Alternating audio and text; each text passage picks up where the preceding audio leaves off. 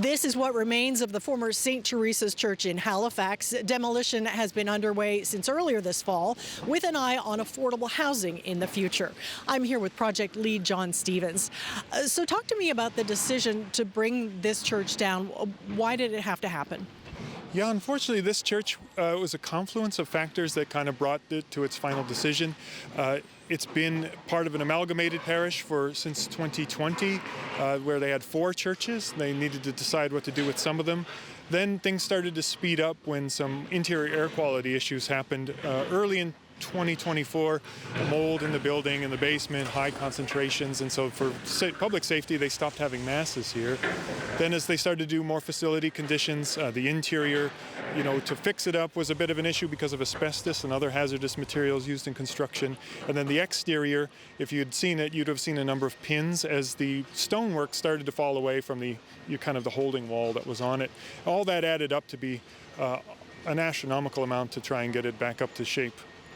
Were you able to save any of it?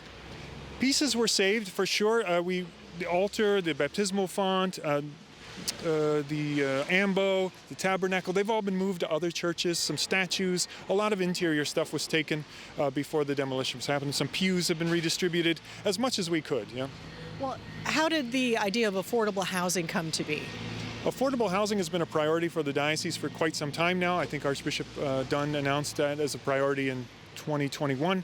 We've operated some crisis emergency shelters, in fact 2 on this site, and then we just noticed while working with those who are unhoused, there was no place to go. Like even if they had jobs, even if they had assistance, there was a missing middle in the market, a non-market rate housing that was missing, and we thought, well, we have an opportunity here where we have some property and some ability to try and do something different. And where do you stand in the process right now?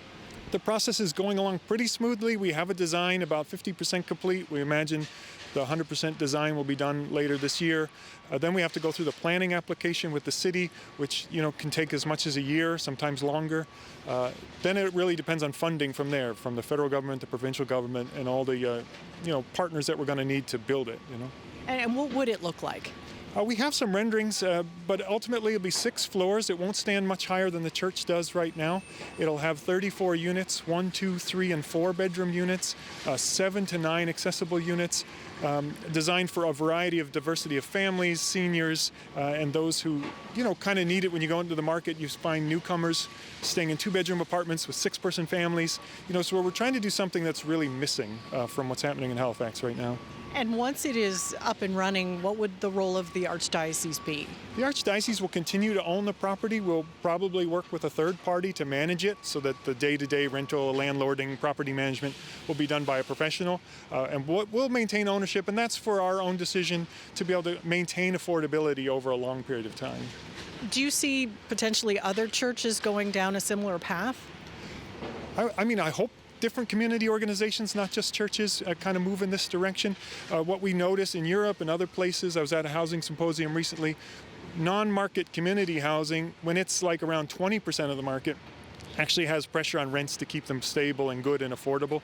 In Halifax, it's less than 2% of the market right now. And so anything we can do to move that section is very good and kind of takes some pressure off. I think you guys on CBC had an article today talking about how Halifax has the most pressure on affordability and apartment rents in the country. But do you see other churches possibly being in the Archdiocese being changed, or do you see this as a one-off? It's hard to say. Most of our churches now, we've gone through some different amalgamations and closures, so it really depends on what would come available for properties. But if there wasn't availability and this worked out, if the modeling, proves to be correct, then it's worth doing and worth trying.